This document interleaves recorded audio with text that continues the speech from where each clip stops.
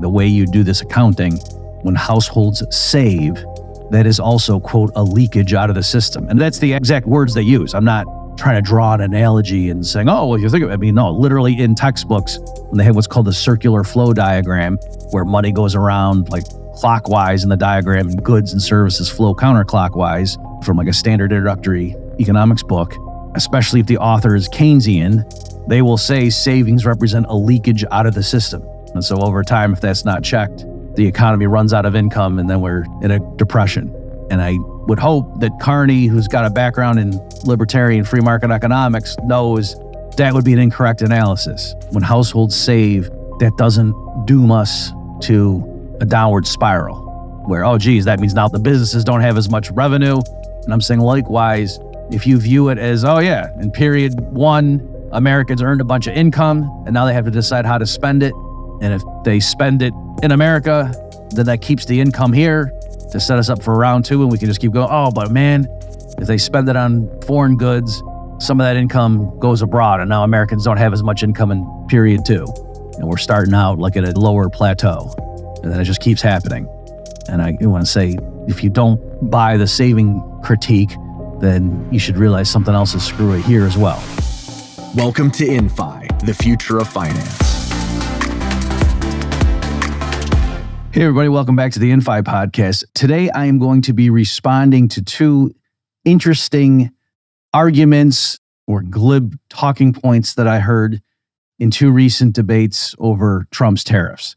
All right, so the first one I'm going to cover came from Spencer Morrison, who was recently on a ZeroHedge debate hosted by George Gammon, who you may remember, my good buddy George. We had some fun WWF type interactions in recent last 6 months or so, arguing about stuff. And so George was hosting the debate.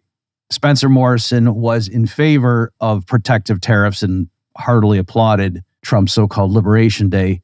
And on the other side, the free trade libertarian position was Peter Schiff. Okay, so I'm going to cover an argument that Spencer Morrison made. And then after that, I'm going to cover, there was a recent debate hosted by Tom Woods on his podcast between John Carney of Breitbart, but he's been around for a while. He also was the moderator. John was when I debated Warren Mosler these many years ago at Columbia University, Warren Mosler of MMT fame. I'll put a link to that. That was a good one. I was so young and innocent.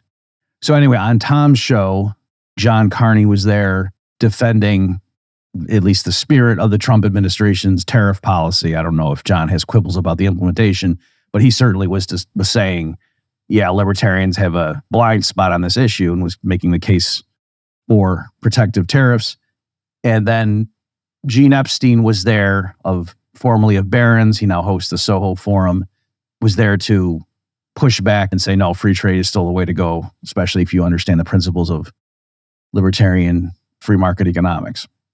Okay, so let me just say at the outset that I'm not disparaging the way Peter or Gene handled themselves in these two debates. All right, that it's always hindsight's 2020, and with these things in particular, they were interesting. And probably if I had been debating these guys in the fray, I might not have addressed these particular points either. Peter definitely, as far as I can remember, did not address this particular. It was a quote from Abraham Lincoln. I'm going to play it for you in a minute, that Spencer gave. And I don't recall Gene directly confronting John's argument about, we'll play it in a minute, about income leaking out of the country because of trade deficits. And then that in turn has the public demand more government spending. And I played with it for over the weekend. Like I just kept bouncing around like, what is it? Because I disagree. I knew right away when I heard both these points, I thought they were wrong. And like as a professional trained economist, I can sit there and quickly explain to another trained economist why it can't be right. But I was thinking, but they are very compelling. Don't worry, folks, I'm going to play them for you in a moment. And I was thinking though, but if I'm just trying to explain to a lay audience, what's the fallacy involved here? It took me a bit just playing with it in my head to put my finger on it. All right. So hopefully I can convince you that. And again, the point here is not to say, oh, here's what they should have said. The point is, these are interesting arguments that I heard for the pro-tariff side, but here's why I think they're wrong. Okay, so with that introduction, let's go ahead. I will play now the clip from Spencer Morrison from the ZeroHedge debate where he was going up against Peter Schiff. To begin with is the question as the point of tariffs. Now, what Peter has said is that throughout economic history of America, the tariffs were used primarily to raise revenue, and it was not principally to industrialize the nation, and that's simply not true. The quotes that I provided from George Washington and Thomas Jefferson note their feelings on the issue. I mean, they specifically referenced tariffs as being used to develop local manufacturers. And of course, that was the entire purpose of Hamilton's report on manufacturers. But it's not just the founding fathers. I mean, look at Abraham Lincoln. I'll read another quote from Lincoln. He says, "Give us a protective tariff, and you will someday see the greatest nation the sun ever shone over."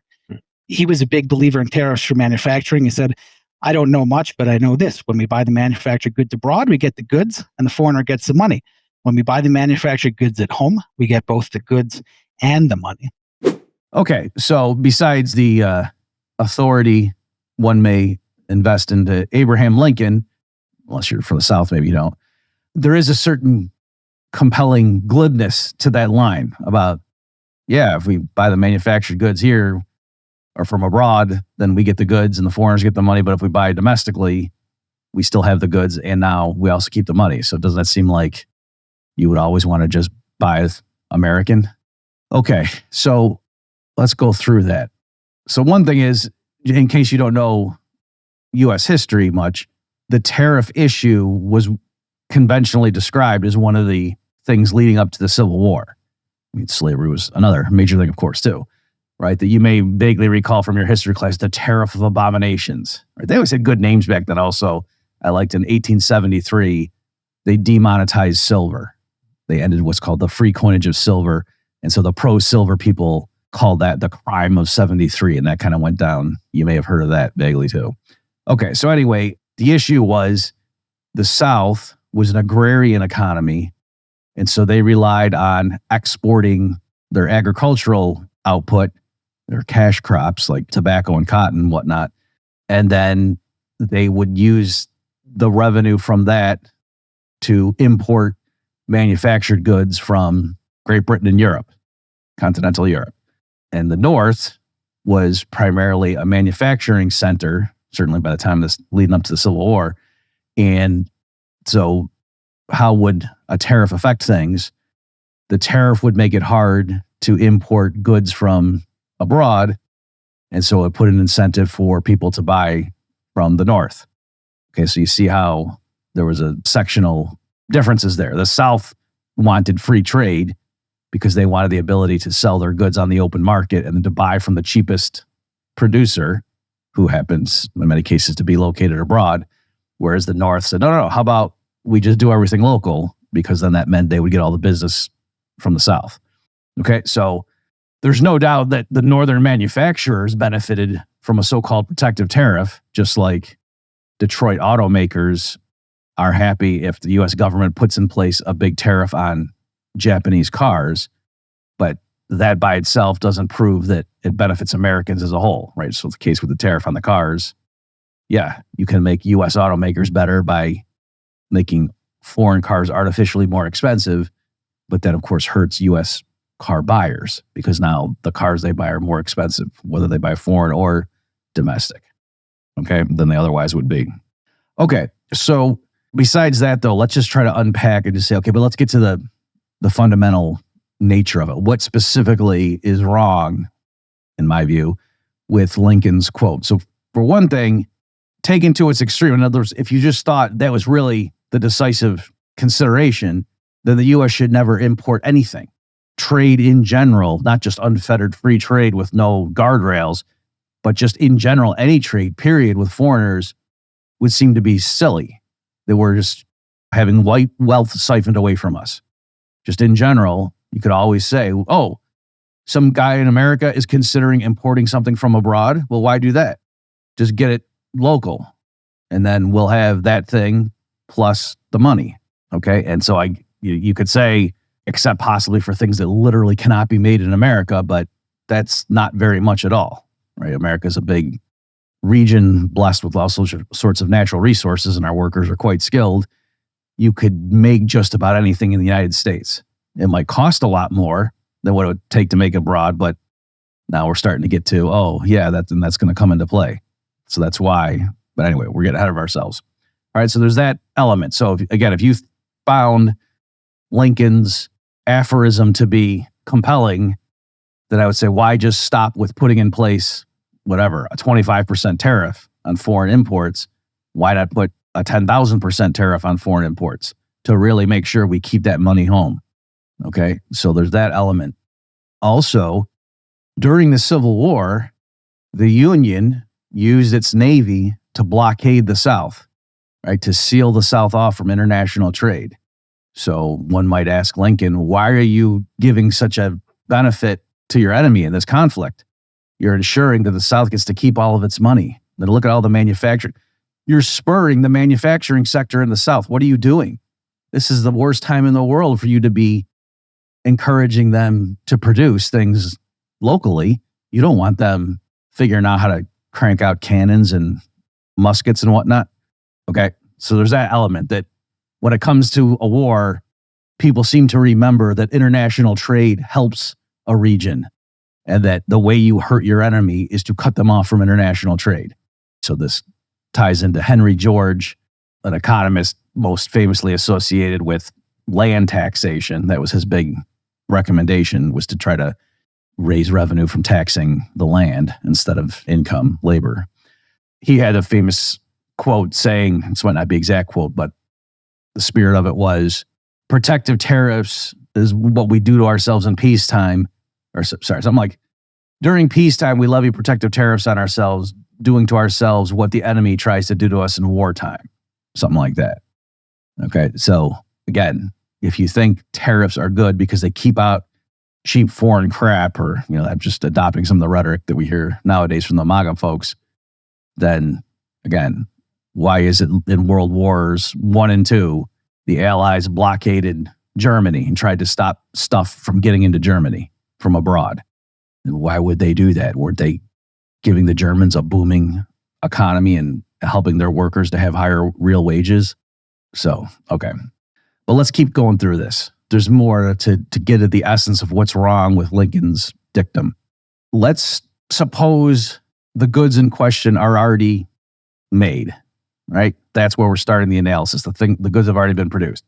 All right, so let's say there's somebody in the South who has a bunch of cotton and they want to use it to buy a bunch of axes, right? Finely made, durable axes of high workmanship.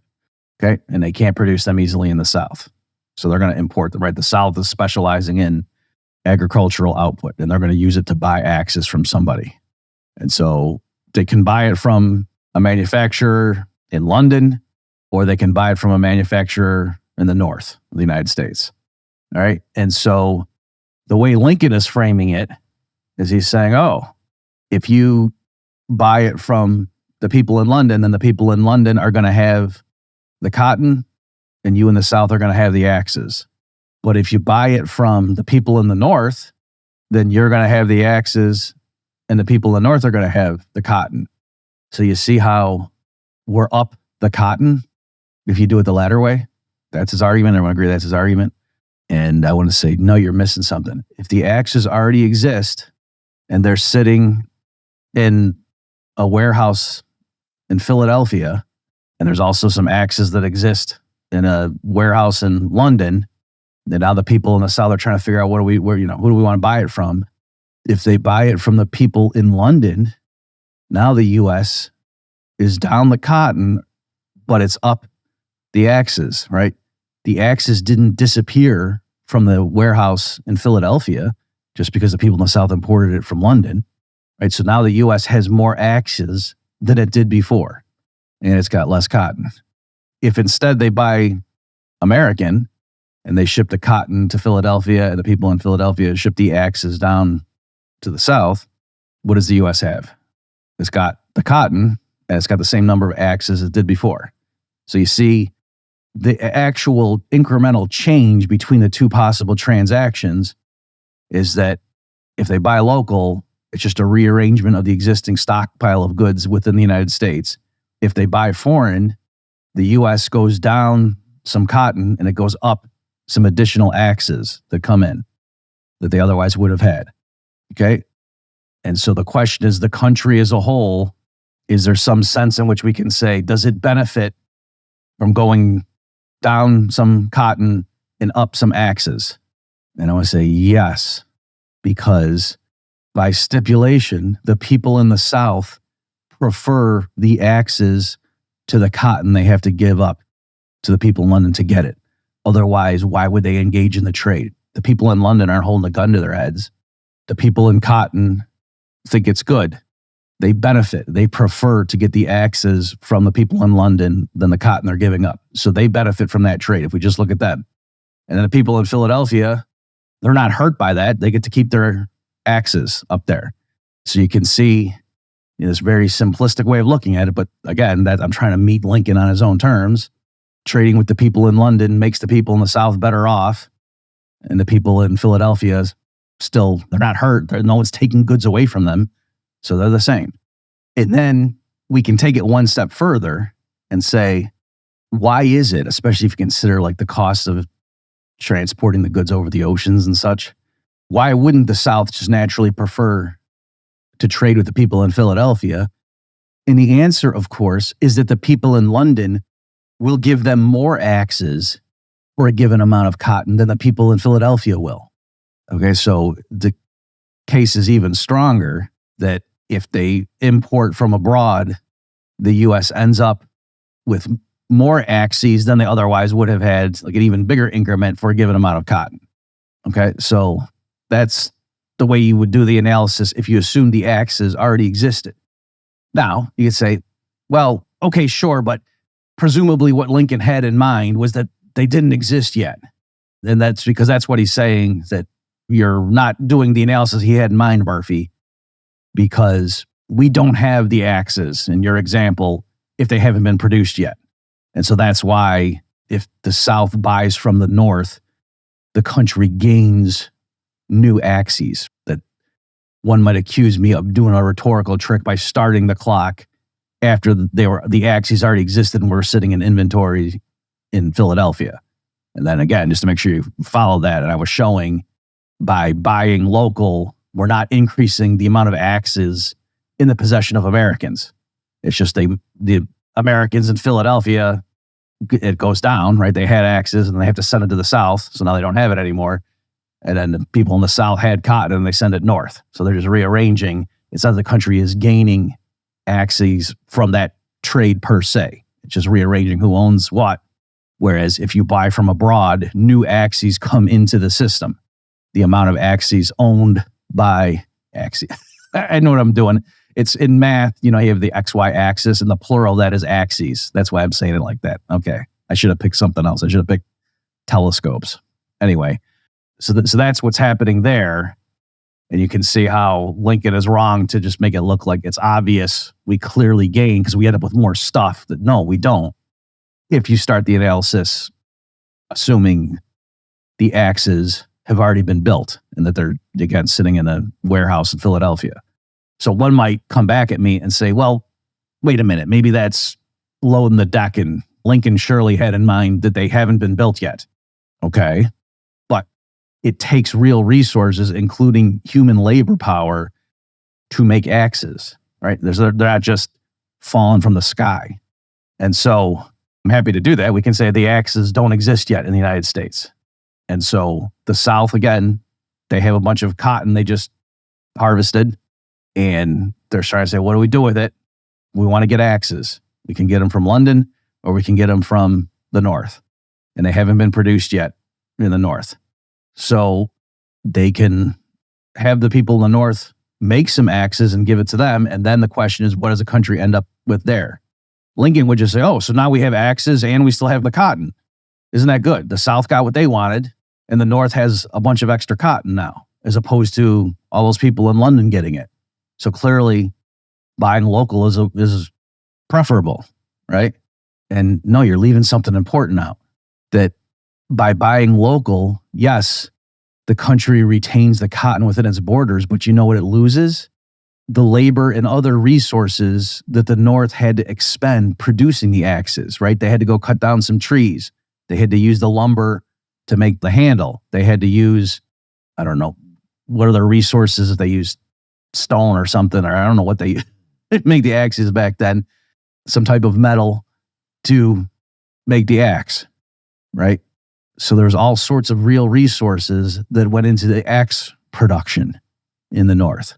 So yes, you can keep the cotton home by buying local, but then that also means now you're down the worker hours and the wood and the other resources that went into making the axes local. Whereas if you imported it from London, the U.S.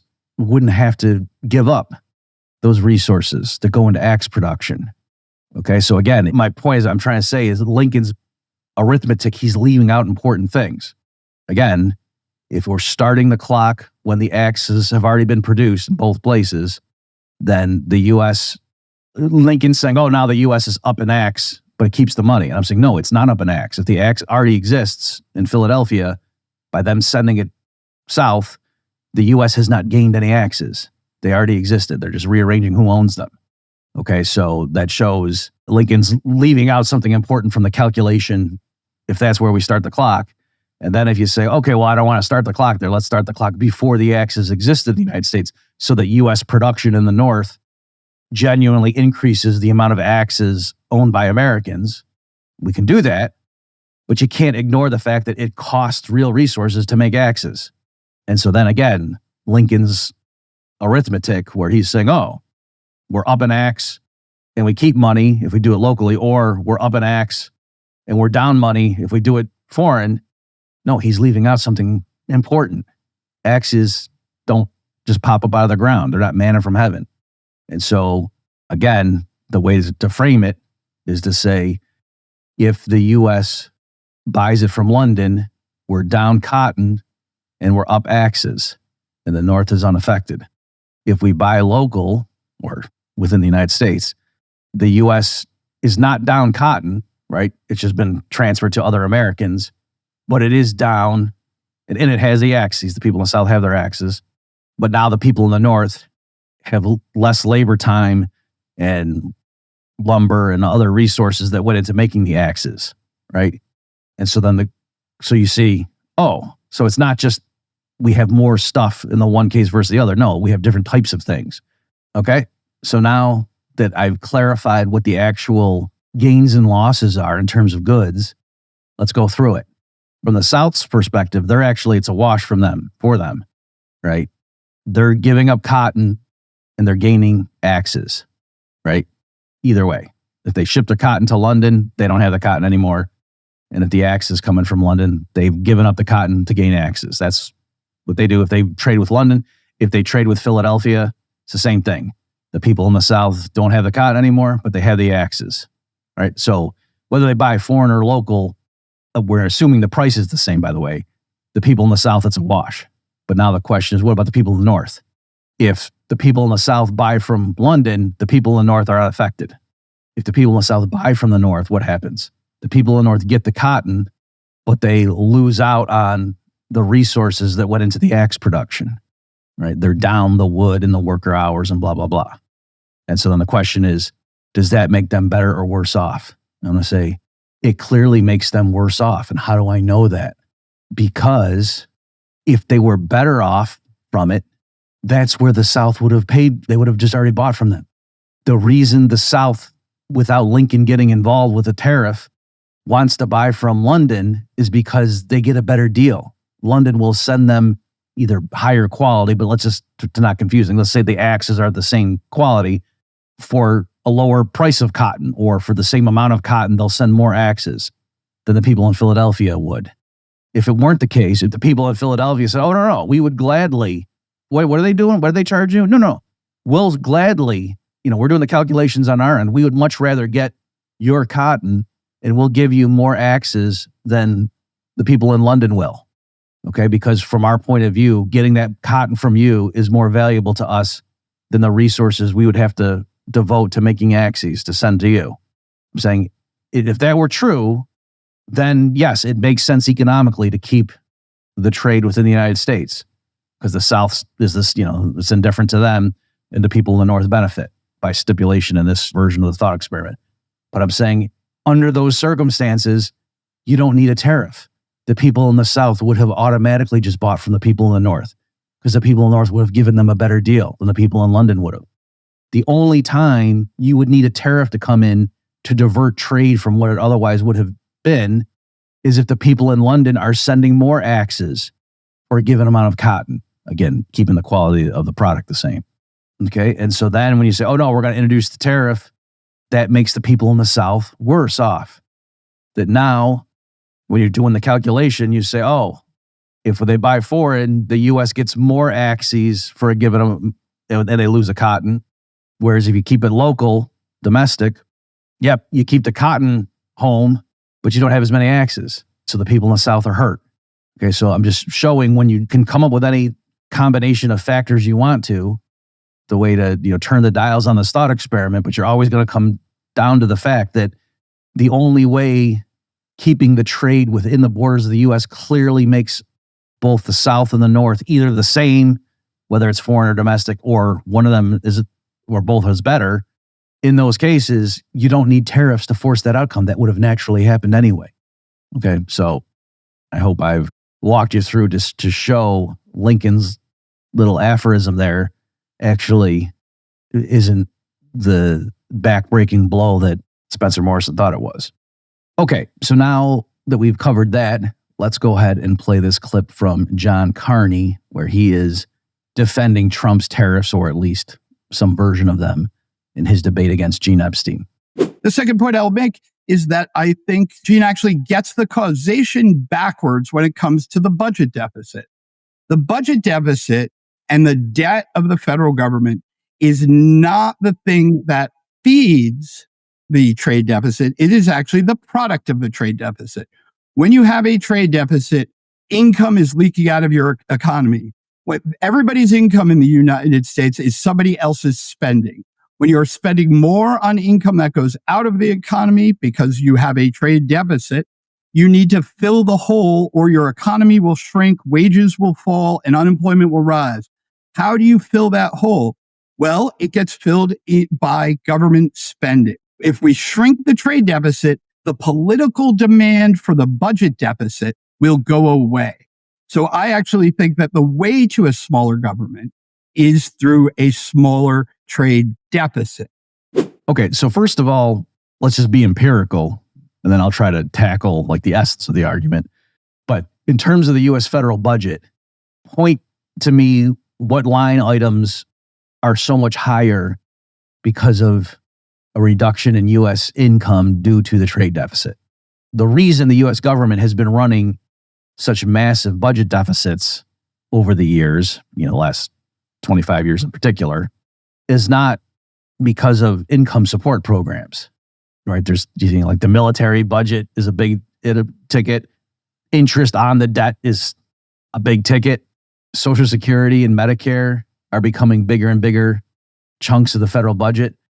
And although those programs, you can argue, are there to help supplement income, I don't think anybody could plausibly say, oh yeah, the reason those programs have the amounts of spending built into them that they do is because of the trade realities. I don't think it's not that people have been clamoring to raise those prices or those payments because people got laid off from their job or something in the manufacturing sector. That's not, or to put it differently, the people warning about, hey, the aging of the baby boomers is going to lead to huge fiscal problems because of the unfunded liabilities of Social Security and Medicare. When you do an actuarial analysis, people have been saying that since I was in high school, right? So we knew for decades that was already built into the cake, that the numbers they were promising were going to lead to an unsustainable fiscal situation.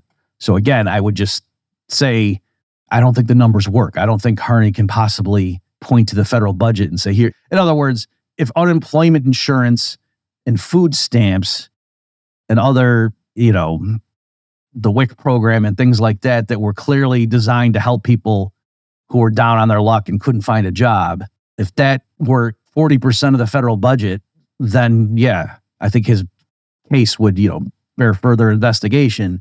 But that's just not the case. So I just dispute the idea, that the reason the federal budget is so high is because the U.S. is so much poorer because of the trade deficits over the years. All right. So there's that element. Also, let me remind you of this chart that I've been showing a lot, both here at the InFi podcast and on others you may have seen. So this chart is showing the blue line is the share of GDP going to net exports. Okay, so if the blue line is above that horizontal black line, that means the U.S. has a trade surplus. And if the blue line is below the horizontal black line, that means the U.S. has a trade deficit. Okay, and then the red line is showing either the surplus or the deficit of the federal budget. And again, these are all expressed as shares of the economy. Okay, now one little thing I've done here, just to make sure you're aware of the move I made. I don't want to be accused of committing a chart crime or lying with statistics. If you just chart this raw, it's harder to see the relationship because the federal budget, its deficit as a share of the economy tends to be a lot bigger than the trade, either surplus or deficit. Okay, so if you just graph it raw in order to see both lines, if you're going to use the same axis, axes, then in particular, the red line during the war years, you can see how it goes way down in the mid 40s there. That's because of World War II. The U.S. spent way more than it took in tax revenue. So the deficit as a share of the economy was huge that year. It looks like it was around, 8.5%, 9% at its peak. That just dwarfs everything else. So in order to fit that on the chart, the other lines get scrunched and it's hard to see how much they actually track for most of this chart. All right. So what I did is I divided the federal surplus or deficit by 3 to scale it. Okay. So I just want to make sure you're aware that I did that. But once you do make that adjustment, you can see there's a pretty tight relationship between these two series up until the mid 90s, and then it breaks down. And I think what's going on there, in case you're curious, in the 90s forward, is there was a big boom in the mid to late 90s, where there's a Clinton boom. And so I think that, there was the tech bubble that brought in all sorts of revenue into federal coffers, right? Because there's a booming economy. And because Americans felt richer, they spent more on consumption and they imported more stuff. And so I think that's why you see the red line actually pops up above the horizontal black line there in the late 90s. And that's because technically the federal budget was in surplus for a few periods there. Overall, the U.S. government was still sinking deeper into debt when you include the unfunded liabilities. But in terms of just the cash flow and official treasury debt and whatnot, the U.S. government actually was running a modest surplus in those last years under the Clinton administration. But the U.S. trade deficit as a share of the economy got bigger and bigger. And that's why that blue line is going down so much there. Okay? And then during the financial crisis, somewhat thick gray line there right before 2010, you can see on the chart, where the red line comes down and the blue line goes up and they kind of meet. That's, again, the opposite of what you would be expecting if you thought budget deficits drove trade deficits, because it's like, the budget deficit is getting worse. So that's why that red line's going down more deeply into the negative territory, whereas the blue line pops up. And I would say for that as well, it's the flip side of the Clinton boom, that when the globe falls into a giant recession, governments around the world started running massive budget deficits, right? Because tax revenues collapsed and then standard income support programs kicked in. So governments started, running huge budget deficits. But also the global financial crisis tends to make imports contract just across the board, right? The U.S. doesn't import as much when there's a recession. Just in general, people don't spend as much. Okay. And so that's why you would see those two lines go like that.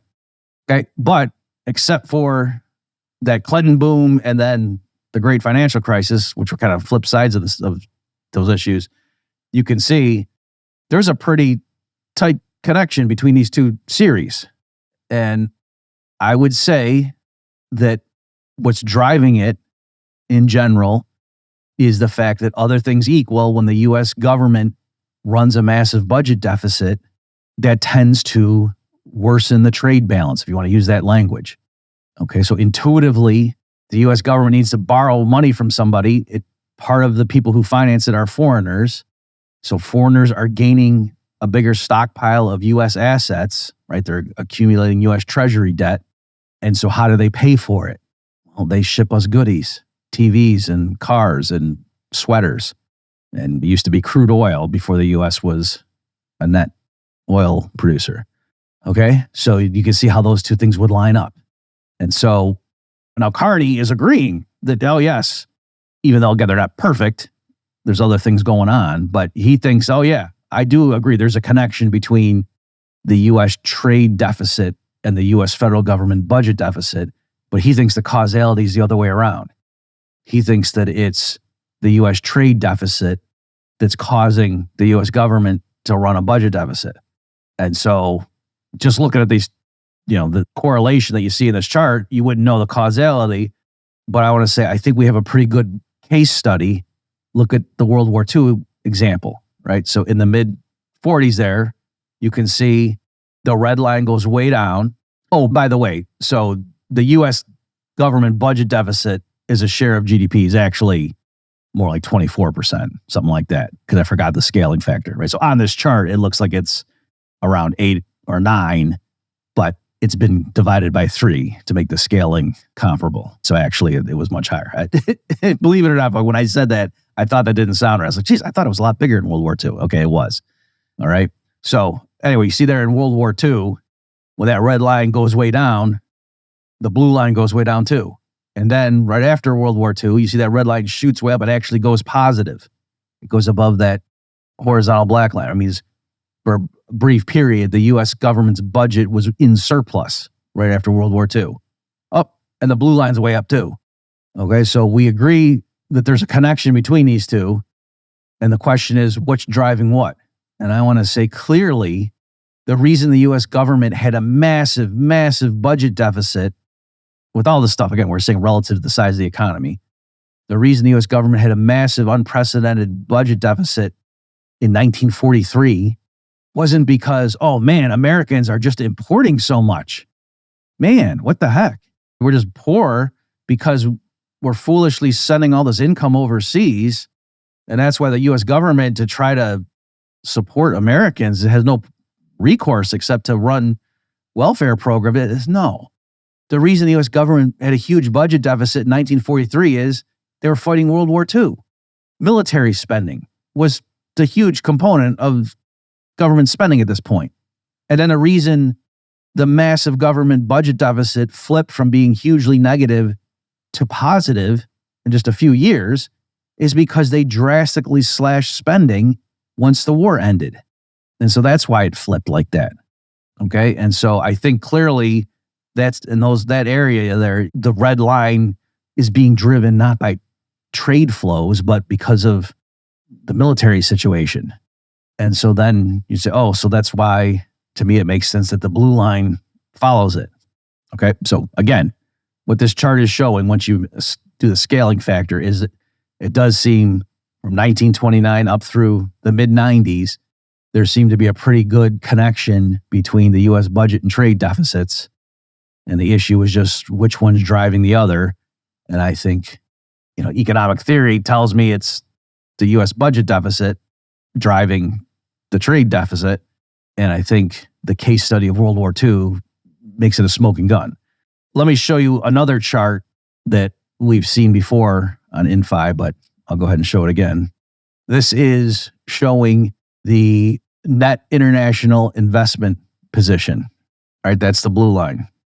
So that is what like Robert Lighthizer talked about in his recent appearance on the Tucker Carlson show. All right, so you can see over time that the amount that foreigners own of U.S. assets has grown more than the amount of foreign assets the Americans own. That's what that net international investment position means. And you can see, it was decent for a while, and then boom, it really just started collapsing in the mid 90s, and then bam, now it's like $27 trillion in the hole. Okay. And then You can see though, at the same time, the increase in the US government's gross debt, that's what the red line is, has also increased. It's not a perfect mirror image, but it's pretty close. Right? The US government's debt has increased more than the net international investment position has deteriorated, but you can see they're pretty similar. And so, again, I'm just saying, I think the causality clearly runs that as the US government ran up this massive debt that made our international investment position deteriorate, if you want to use that language. And then again, how are foreigners acquiring all of these excess assets vis-a-vis Americans? Well, they can send us manufactured goods. That's a way to do it. Okay, which would make the trade deficit go up. Okay, so there I've tried to use empirical evidence to show I don't think Carney's argument is right. But now we wrap up this episode of InFi. Let's just try to take a step back and just say, okay, but big picture, is there something fundamental that you think is wrong, Murphy, with this claim? And yes, I do. So one way of seeing it is, look, Keynesians also call saving a leakage out of the income flow. There's this insight that anytime you spend your money, that's somebody else's income, right? And so the way Carney's looking at it, so if Americans want to buy something and they buy it from foreigners, well, that might be good for the Americans who are making the purchase because they get a good deal or whatever. But, oh no, now that income that could have gone to Americans instead is going to foreigners.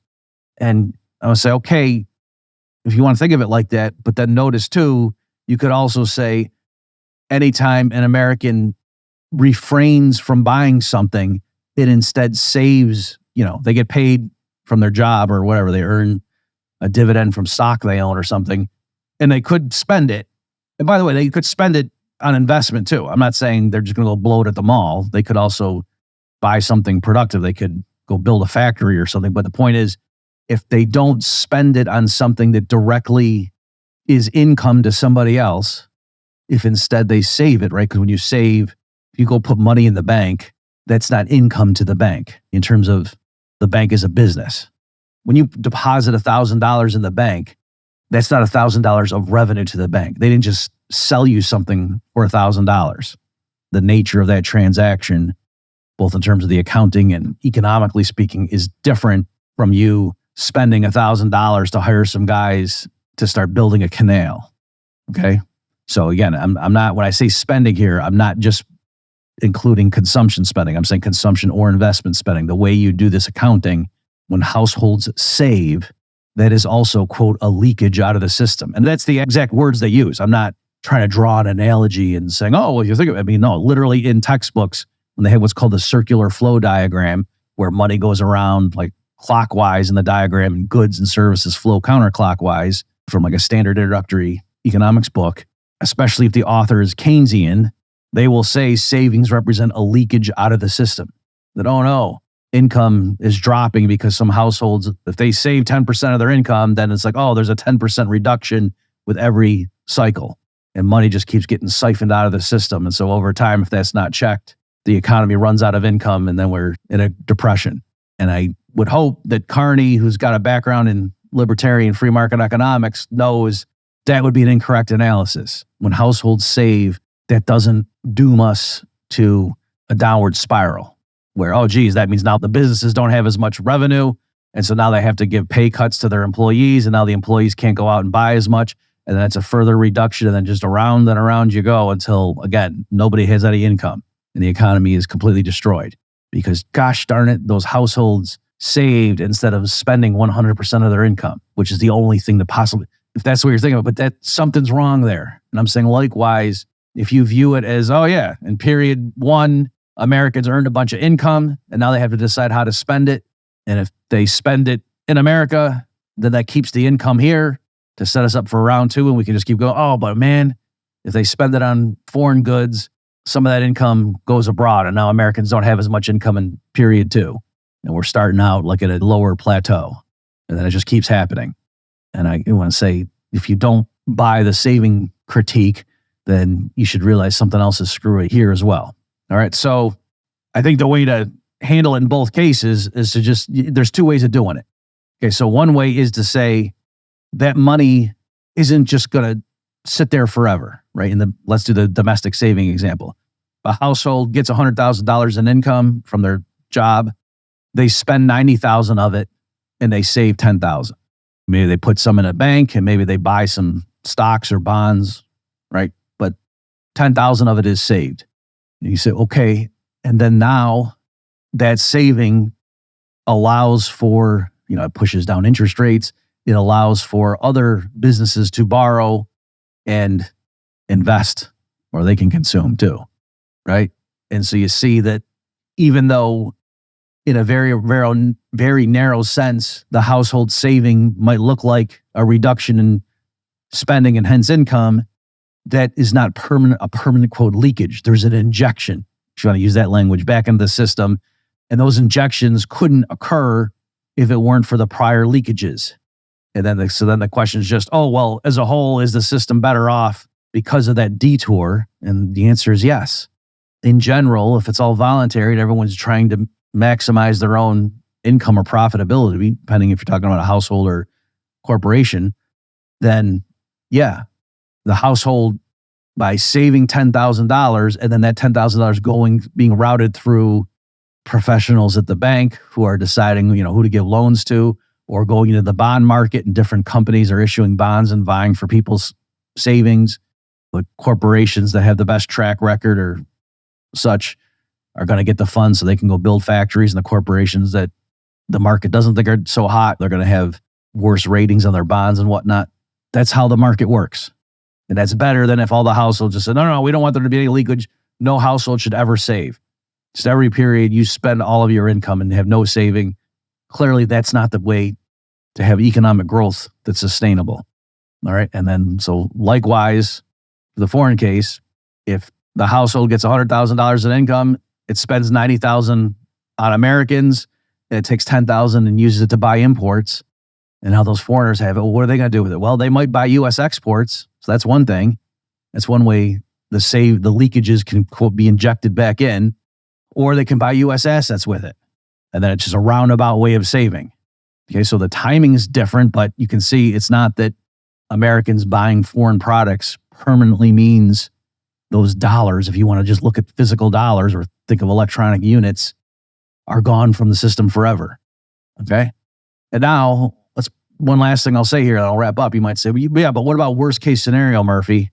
What if those dollars never come back? And I say, okay, we can see the analog also with saving. What if the households, instead of depositing their money with a bank or buying bonds or stock with it, what if they just take $100 bills and put them under their mattress, or they put them in a home safe? And further, they never use it again, which is kind of silly. Like, why are they stockpiling it if they never use it? But even if they didn't, okay. So does that mean now the U.S. economy is permanently underemployed, and that unemployment is going to be 15% forever because these households just keep foolishly siphoning out currency and putting away a fraction of it in their home safe? And then, the factories are always just running at 80%, and a lot of the workforce is just sitting at home because we just don't have the aggregate demand, because these households just stupidly keep stockpiling currency.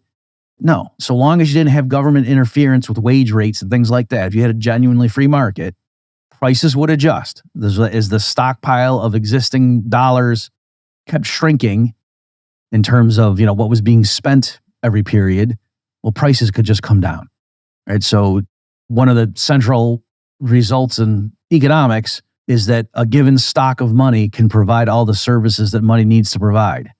You don't need the money stock to be growing here. If you're just, whatever the stock of money is, once everybody adjusts to that, it can do all the services of money. Okay? So there's that element.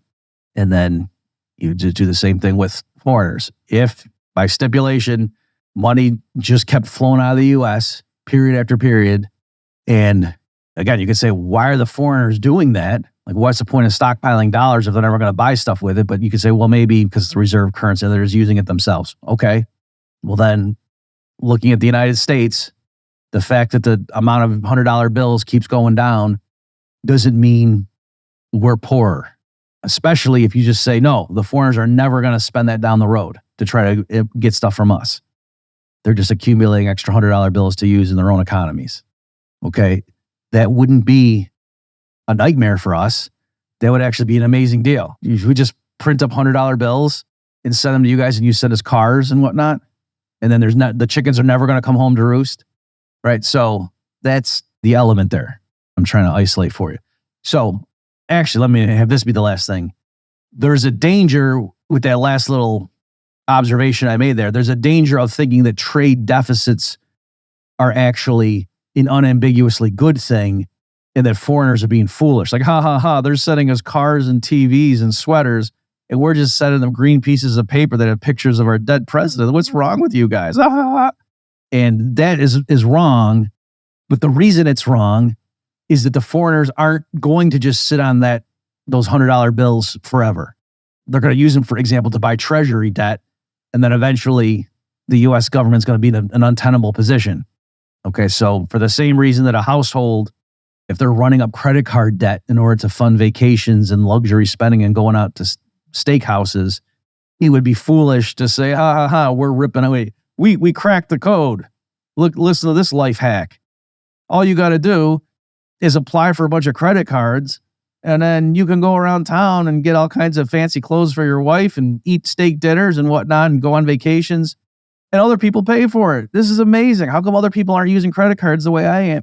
And you realize, well, because, you're living it up right now, but the chickens are going to come home to roost. That's going to bite you down the road. Okay, so likewise, the U.S. running massive trade deficits whereby foreigners are stockpiling ever greater claims on U.S. assets in exchange for sending us goodies in the near term. It's true. If that could just go on forever, that would be awesome. But it's not going to go on forever. And the implication is that would be a good position to be in, where a bunch of foreign nations owe you money, not vice versa. Okay? So again, in case you're getting lost, whiplash, like what is it, Bobby? Keep going back and forth.